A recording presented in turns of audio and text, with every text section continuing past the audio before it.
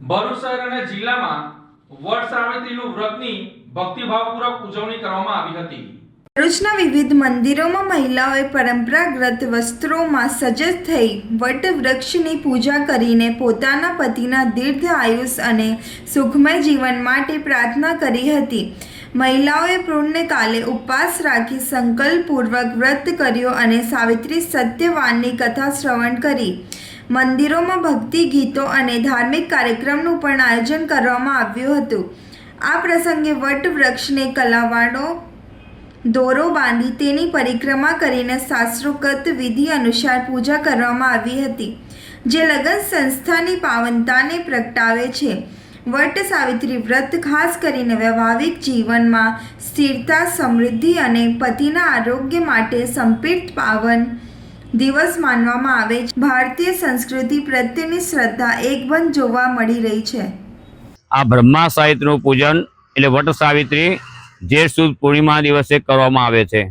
આ વ્રતથી બહેનોનું અખંડ સૌભાગ્ય વધે છે, એમના બાળકોનું, એમના પરિવારનું બધાનું આયુષ્ય પણ વધે, આરોગ્ય વધે, બાળકોનું પણ વિદ્યા અભ્યાસમાં પણ સારું પ્રગતિ થાય, એમની પણ પ્રગતિ થાય। એવા આજે આ વડના સમીપે એમાં ભગવાનનો વાસ રહેલો છે, બ્રહ્મા અને સાવિત્રી છે। હું એ અખંડ સૌભાગ્યનું જોડું છે એ રીતે પણ એમનામાં અખંડમય જીવન એમનું પસાર થાય એ રીતે આ દર વર્ષે વર્ષા ઋતુમાં ઉત્તરાયણના દક્ષિણના પર્વમાં આ વ્રત કરવામાં આવે છે। તેથી બધાનું સ્ત્રીઓનું સૌભાગ્ય અખંડ સૌભાગ્ય રહે છે અને દીર્ઘ આયુષ્ય એટલે લાંબુ આયુષ્ય ભોગવે છે અને એ પરમાત્માની પૂજા કરતા રહે છે।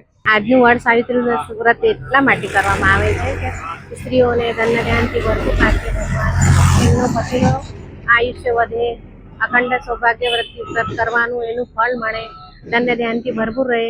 એમાં મહાદેવ, શિવ, પાર્વતીની પૂજા કરવામાં આવે છે, વિષ્ણુ લક્ષ્મીની પૂજા કરવામાં આવે છે, ગણપતિ દાદાની પૂજા કરવામાં આવે છે, પછી વડ સાવિત્રી માતાનું પૂજન કરવામાં આવે છે, પછી એમને બધું ભેટ સ્વીકારવામાં આવે છે, જેને કે ચણાની દાળ હોય, કેરી હોય, શ્રીફળ, બ્લાઉઝ પીસ, શણગાર આપવામાં આવે છે।